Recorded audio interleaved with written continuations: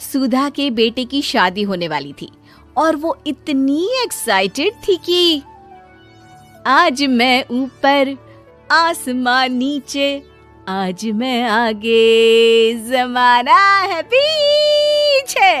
अरे हाँ भाग्यवान, तू सबसे आगे ही है। लेकिन हुआ क्या है? सास बनने वाली हूँ मैं। अरे घर में एक नया सदस्य आ जाएगा, कितना अच्छा लगेगा ना।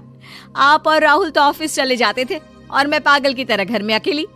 अब तो मेरा साथ देने वाली आ रही है इस घर में। बहुत बहुत बहुत खुश हूँ मैं। ओहो ठीक है बेगम, लेकिन अपनी खुशी को लगाम लगा कर रखो। क्या पता कैसी आए, तुम्हारा साथ देने वाली आए या फिर ऐसी आ जाए जो तुम्हारी शक्ल देखना भी पसंद ना करती हो।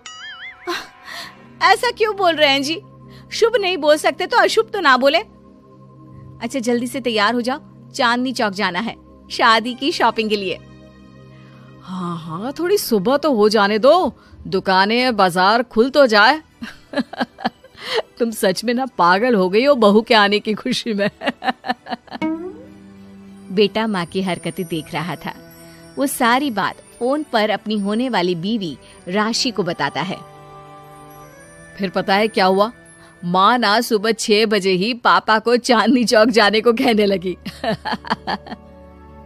दूसरी तरफ राशि कहती है, अरे वाह, ये तो बहुत अच्छी बात है ना। सास इतना सोचने वाली मिल रही है, और क्या चाहिए। मैंने भी सोचा है मम्मी जी के साथ बहुत प्यार से रहूंगी, उनका ख्याल रखूंगी और प्यार करूंगी। राहुल भी खुश था। लेकिन बाजार में सुधा जी और उनके पति को एक अजीब सी दुकान दिखती है जिसके बाहर लिखा होता है, हमारे यहाँ सास बनने की ट्रेनिंग दी जाती है। ये देखिए जरा, लग रहा है आजकल के लोगों को कोई काम नहीं है। अरे सास बनने की भी ट्रेनिंग होती है क्या? दुकान के सामने एक पिंजरा था, उसमें एक तोता बंद था। सुधा की बात सुनकर तोता बोल पड़ता है, अरे नादान औरत, अगर सास सही तो पूरा घर सही रहता है, परिवार बंधा रहता है और आने वाली जनरेशन संस्कारी होती है। लेकिन तू क्या समझेगी? जा जा आगे जा। ओए, तोते बड़ा बोल रहा है, क्यों आगे जाऊं? मैं नहीं जा रही। देखा देखा, तेरे जैसी औरत को तो सास बनने की ट्रेनिंग लेनी ही चाहिए। निकाल 1000 रुपये और जान दर, नहीं तो पूरी जिंदगी रोती रहेगी। सुधा को तोते की बात में दम लगता है। ए जी, निकालो ना जरा 1000 रुपए। अरे पागल हो क्या? जानवर की बात में आ रही हो? किस पागल आदमी की सुन रही हो, जिसे ये भी नहीं पता कि तोता जानवर नहीं पक्षी होता है। चलो निकालो 1000 रुपये और अंदर जाकर सास के रूप में जीवन को सफल कर लो। हाँ जी, बात तो ये सही बोल रहा है। कहाँ मैं आपकी बात में आ रही हूँ? मैं तो अंदर जा रही हूँ, 1000 रुपये दीजिए। पति क्या करता, बीवी की आज्ञा सर आंखों पर। लेकिन जैसे ही सुधा अंदर जाती है, सामने कई औरतें पहले से ही बैठी होती हैं। मेरी पहली बहू के वक्त मैंने इतना नहीं सोचा था, और आज वो मेरे सर पर चढ़कर नाचती है। गुरुजी, कोई उपाय बताए। तभी गुरु की नजर सुधा पर पड़ती है और वो आंखें बंद कर लेता है। तू पहले भी मेरी दुकान के सामने से होकर गई थी ना, तब क्यों नहीं आई? औरत जो कि गुरु के साथ मिली हुई थी। महाराज, तब पता नहीं था कि सच में सास बनने की भी ट्रेनिंग लेनी होती है। लगा था घर में कोई सदस्य आ रहा है जो सारा दिन मेरे साथ रहेगी, लेकिन ऐसा तो कुछ भी नहीं हुआ गुरुजी। चल फिर पैकेज लेकर 20,000 वाला कल से आ जाना। जी महाराज, गुरुजी की जय हो। वो औरत भी सुधा को देखती है और कहती है, सही जगह आई हो बहन। 10-20 हजार का मुंह नहीं देखना भाई, बस घर बस जाए तो सोचो गंगा नहा ली। बहुत कमा लेंगे अगर परिवार एक रहा, नहीं तो बुढ़ापा वृद्धाश्रम में बिताओ। सुधा डर जाती है। वो गुरु के पास जाती है और उन्हें पैसे देती है। देखो, एक मंत्र गांठ बांध लो कि कभी भी बहू को बेटी ना समझना। जितना दबाकर पहले दिन से रखोगी, धीरे धीरे प्यार दोगी तो मान रखेगी। नहीं तो।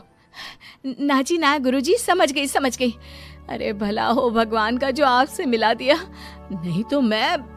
हाँ हाँ, आगे बढ़ते जाए, पीछे और भी लोग हैं, सबको मौका दे। सुधा घर आ जाती है। राशि शादी करके घर आती है तो दिमाग में सास की वही छवि होती है जो राहुल ने दिखाई थी। देखो राशि, मैंने काम वाली हटा दी है। वो क्या है ना, 2000 महीने लेती थी, यानी कि 24,000 साल का, और 5 साल में उसे जोड़ो तो 1,20,000 रुपए। माँ जी, और 10 साल जोड़े तो? तभी राहुल आ जाता है। अरे बस बस, इतना मत जोड़ो, फिलहाल भूख लगी है, कुछ खाने को दो। अरे पर बर्तन तो गंदे हैं ना, काम वाली तो आई नहीं, फिर बर्तन कौन धोएगा? अरे कौन धोएगा मतलब? तू धोएगी? मैं? ठीक है, मैं धो लेती हूँ। अब धो कर देती हूँ, आप खाना बना ले। अरे खाना भी तू ही बनाएगी? ये क्या बात होती है माँ? क्या हो गया तुझे? कल तक तो कुछ और ही बोल रही थी। लेकिन सुधा का व्यवहार सुधरने का नाम ही नहीं ले रहा था। बहू और बेटा ससुर से बात करते हैं। पिताजी, क्या हो गया है माँ जी को?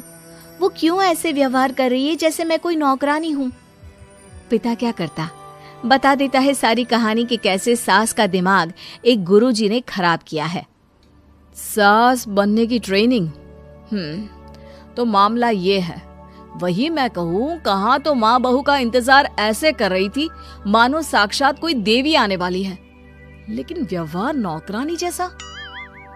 देखिए, माँ बुरी नहीं है, बस किसी ने उनका दिमाग खराब कर दिया है। तो ऐसे में मेरे पास एक आइडिया है। बहू फुसुर फुसुर करके पति और ससुर से बात करती है। अगले दिन बहू सास के सामने कहती है, अच्छा मैं जा रही हूँ, मेरी क्लास है। ये बोलकर बहू निकल जाती है। ये कौन सी क्लास करने जा रही है? पढ़ाई तो खत्म हो गई थी इसकी।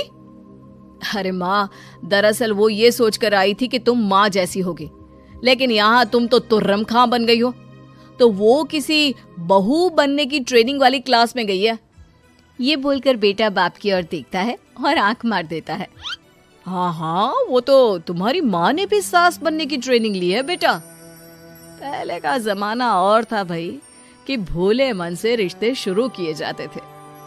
अब तो नई लड़की घर आते ही नौकरानी हटा देते हैं।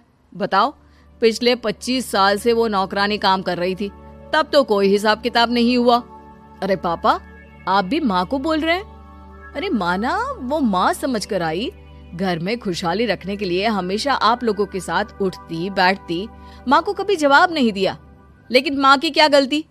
अरे दादी ने भी तो ऐसा ही किया होगा ना माँ के साथ, तभी तो माँ अपनी बहू के साथ ऐसा कर रही है।